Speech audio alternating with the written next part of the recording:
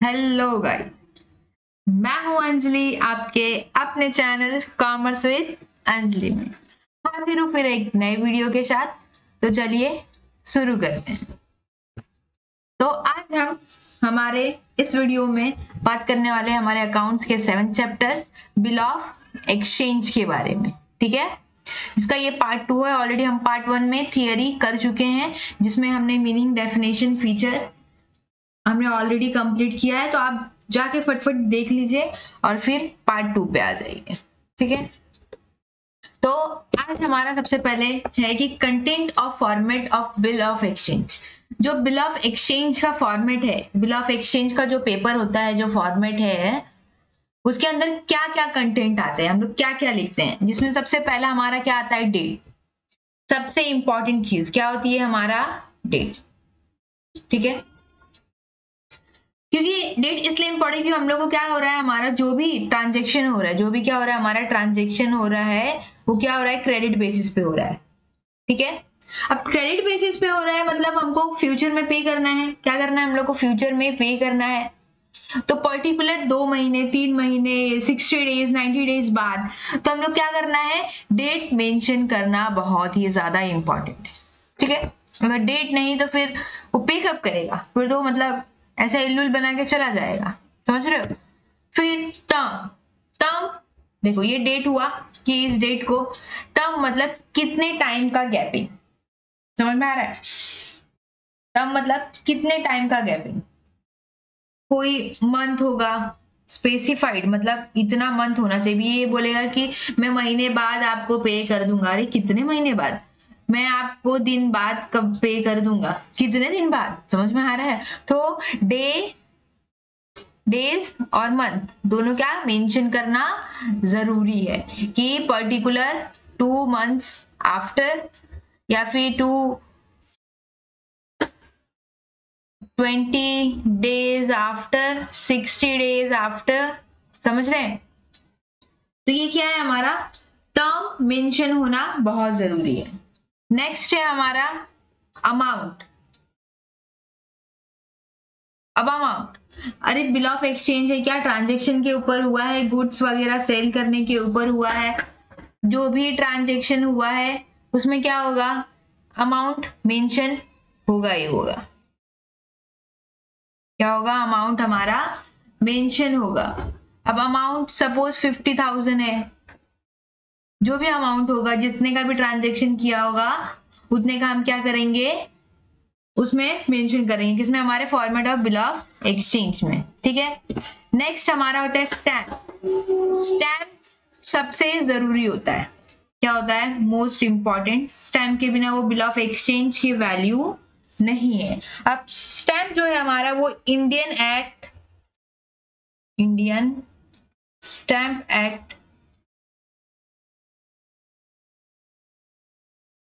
1889 के अकॉर्डिंग क्या होता है, फॉलो अप होता है। तो क्या है ये, इसके अंदर ही क्या होता है, स्टैम्प होता है, इंडियन स्टैम्प एक्ट 1889। ठीक है, याद रखना, कभी कभी कैसा होता है, एमसीक्यू में ये सब क्वेश्चन पूछते हैं। ठीक है, स्टैम्प, इंडियन स्टैम्प से रिलेटेड इंडियन स्टैम्प एक्ट 1889। ठीक है, आगे नेक्स्ट क्या कंटेन करता है, पार्टीज।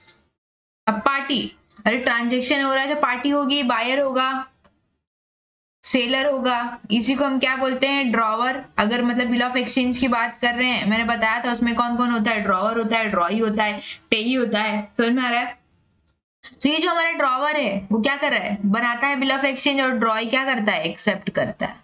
ठीक है, और इसमें कौन होता है, पेई भी होता है कभी कभी। समझ में आ रहा है, अगर कंडीशन मेंशन होगा तो। ठीक है, ऑलरेडी हम ड्रॉ, ड्रॉई, पे के बारे में जान चुके हैं हमारे पार्ट 1 में। तो अगर आपने नहीं देखा है तो जाइए और फट से देख लीजिए। ठीक है, तो नेक्स्ट हमारा है फॉर वैल्यू रिसीव्ड। समझ में आ रहा है। अब देखो ये क्या है, जो भी वैल्यू है, अब बिना कंसिडरेशन के कोई भी चीज होती है क्या,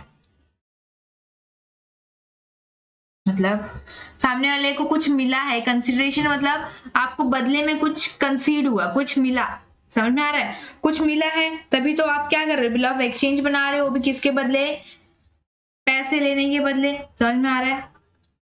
तो बिल ऑफ एक्सचेंज क्या है, एक कंसिडरेशन रहना बहुत जरूरी है फॉर वैल्यू रिसीव्ड, मतलब बिल ऑफ एक्सचेंज के बदले कुछ वैल्यू रिसीव्ड हुई है, ठीक है।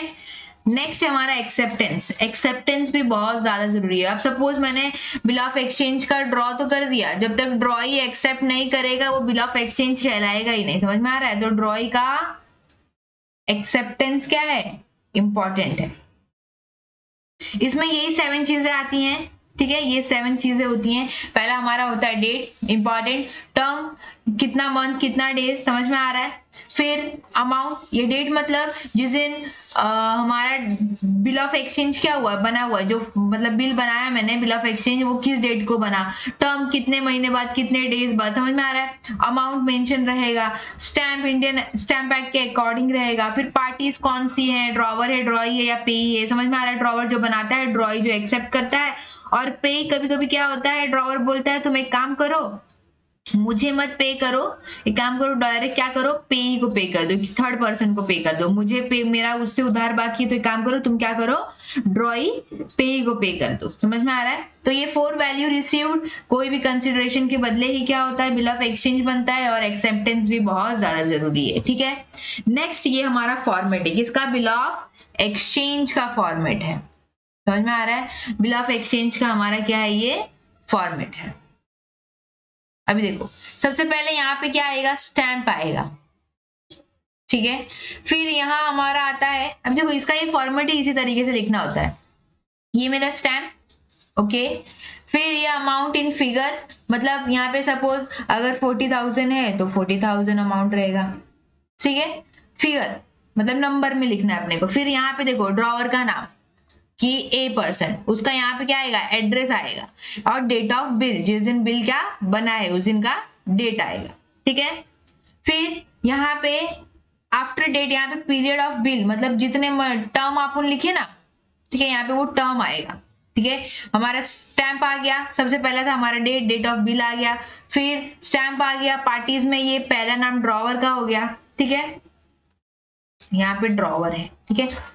फिर आफ्टर डेट पेमेंट, मतलब ये टर्म जितना भी particular, suppose 60 days after date पे फलाना, मतलब B% को पे करना है, ठीक है। फिर उसका एड्रेस मेंशन होगा, और या तो उसको पे करो या तो वो जैसा बोलता है उसके अकॉर्डिंग उसको पे करो, समझ में आ रहा है। फिर ओनली, अभी यहाँ पे देखो अगर उसको पे को, थर्ड पर्सन को नहीं पे करना रहेगा तो यहाँ पे लिखेगा मी और माय ऑर्डर, समझ में आ रहा है। आगे के हम सम सॉल्व करेंगे, हम बिल ऑफ एक्सचेंज के और भी मतलब फॉर्मेट बनाएंगे जो मतलब टर्म कंडीशन के अकॉर्डिंग होगा, ठीक है। फिर सम ऑफ रुपीज, यहाँ पे रुपीज लिखना है, अमाउंट इन वर्ड्स आएगा, फिर only for the value received, ये सब चीजें क्या है, जरूरी है। देखो फिर यहाँ पे क्या होगा, ड्रॉवर का सिग्नेचर होगा, ठीक है, वो अपना यहाँ पे ऐसे ऐसे सिग्नेचर कर देगा।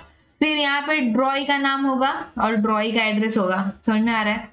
फिर यहाँ पे ड्रॉई का एक्सेप्टेंस होगा, यहाँ पे क्या होगा, लिखा होगा कि भाई एक्सेप्टेड, मतलब क्या है, मैंने आपका एक्सेप्ट कर लिया है, समझ में आ रहा है।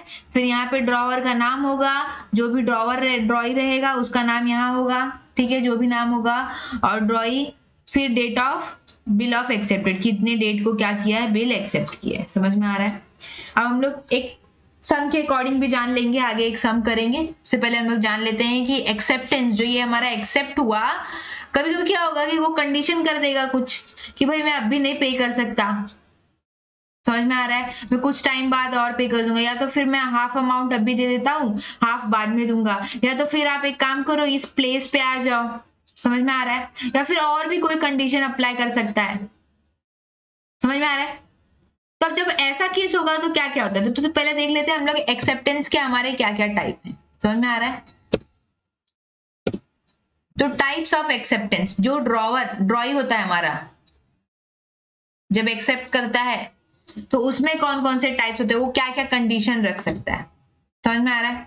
देखो पहला है general, simple, general acceptance, simple चीज देखेंगे, विदाउट एनी चार्जेस और कंडीशन, जिसमें कोई कंडीशन ना हो, क्या हो, प्लेन हो, सिंपल।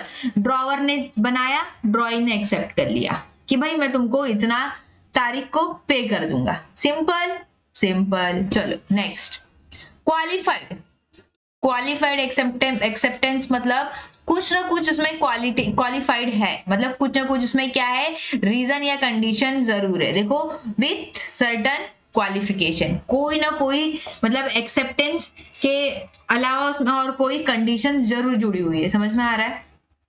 तो ऐसे को क्या बोलते हैं? Qualified acceptance. ठीक है, अब देखते हैं हमारा क्वालिफाइड एक्सेप्टेंस में कौन कौन से टाइप होते हैं। टाइप्स ऑफ क्वालिफाइड एक्सेप्टेंस, पहला है जिसमें हमारा क्वालिफाइड एज टू टाइम। देखो, अगर टाइम के हिसाब से बोले तो चेंज इन टेन्योर और टर्म। ठीक है, अभी सपोज उसके पास पैसे नहीं आए हैं, 60 डेज का बना हुआ था, उसने बोला मैं आपको 90 डेज पे करूंगा। समझ में आ रहा है? मैं क्या करूंगा, आपको 90 डेज पे करूंगा। तो ये मेरा क्या है, टर्म में चेंज हो रहा है।